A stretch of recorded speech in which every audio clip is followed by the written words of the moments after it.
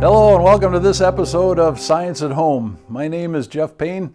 I'm an analytical chemist at the 3M company and I work in our corporate analytical lab.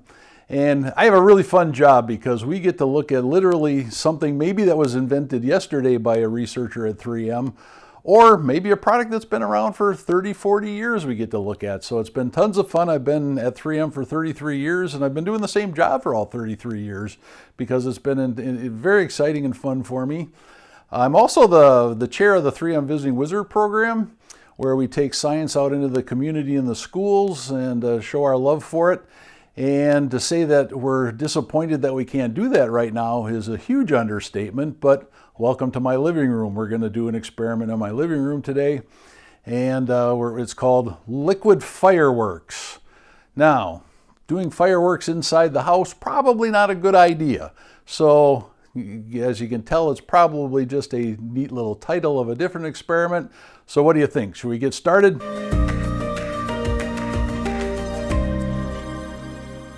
What we're going to do is we're going to use some milk, a plate to put that milk in, and then we got some food coloring and a little bit of dishwasher or dish soap, and then some cotton swabs. And so how this is going to work, let me get all my pieces in a little bit better manner here. But I'm going to use these glass pie plates, and so we're just going to take a little of the milk, and I'm actually using whole milk here. And as you probably know, there's different kinds of milk in the store that you can pick up, which is really kind of nice because that actually gives us some variables now when we do experiments. And when we say we're going to use a variable, it's basically something that we're going to change. And so you could go with the whole milk like I'm using today. You can maybe use 2%, 1% skim. Do any of these make a difference? Maybe even go to something like heavy whipping cream and see if we get a little bit of a difference. But anyway, we're going to put some water in the dish.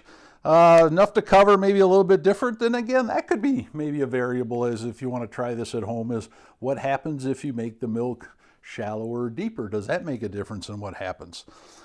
So we're going to take a few drops of our food coloring, put them in a kind of towards the center here on the first go around. And there's a little bit of yellow, there's a little bit of blue. The blue is always interesting because it likes to float all over. Let's put another couple of yellow in there just to see what happens if we spread it out a little bit. A little bit of green.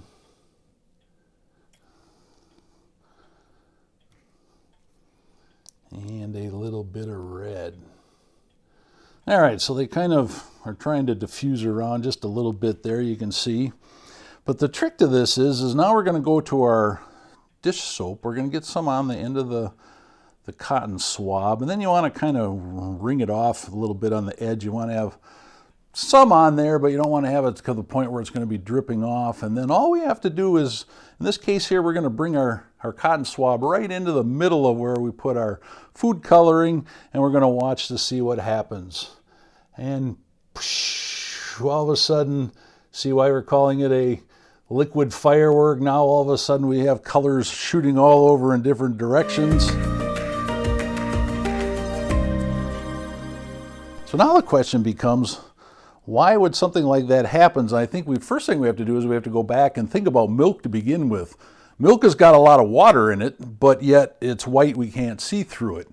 And the reason why we can't see through it is it has some things dissolved in it, some of which are fats, and fat doesn't really like water very well. And so what happens is we end up with these little globs of fat floating around in there, and so when light hits our milk, it scatters off of those because it can't go directly through. It gets scattered back. Since our light is actually white, has all the colors in it, it gets scattered back and it looks white. Now, oil and water don't like each other particularly well. That's why we get these little particles. But what the magic of the soap is a long molecule that has one end likes fats and oils and greases and things like that. The other end likes water. And so it helps make those two things mix together.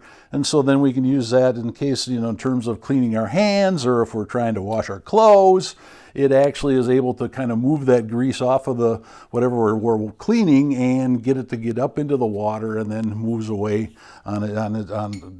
in with the water and out of our clothes. Now the interesting thing about this thing is we can actually kind of put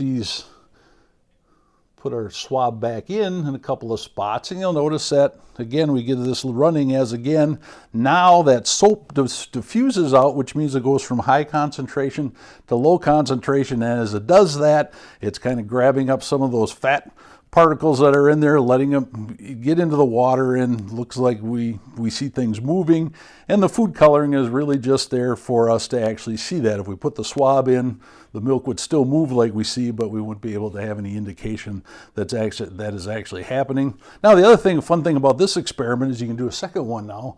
We have our colors all over, and now if you kind of gently agitate the pan a little bit, now these colors start to mix a little bit more, and you get some other fun shapes. Sometimes if there's still a little soap at the bottom, sometimes all of a sudden you might see some things pop up, again kind of looking like fireworks coming up from the bottom as it's mixing, as we move some of that stuff around a little bit, and we get to see that happen again.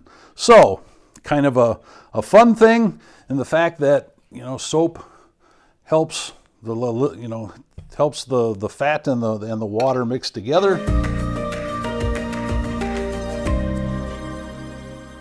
Let's do it again. First one was so fun, let's do it again. So what we're going to do now, I've got a second plate here. Put a little bit of our milk in. And this time I'm going to make a couple of spots. I'm going to make one there. Green. And red on this side. And then I'm going to put a little bit of gap. I dropped my blue one, so I got to grab my blue one off the floor. So I'm going to put a little gap and put another pile of color over on this side. So let's do blue and green on this side. The nice thing is these colors sometimes don't show up like the same color when they're all concentrated. Red. And the reason why I did the little space in between my piles this time is our swab has two ends. So if we put a little soap on one end, squeegee it out, get our soap on the other side, and now what I'm going to do, instead of just holding it in there, I'm just going to drop it in so that we get stuff on both sides, and now we basically have two fireworks going off at the same time. Cool. Fun with color, fun with color. So what did you think? Kind of fun to do some fake fireworks in the house, wasn't it? Anyway, hope you enjoyed that. Give it a try at home if you can. And also check out some other videos on our Science at Home page at 3m.com. Thanks.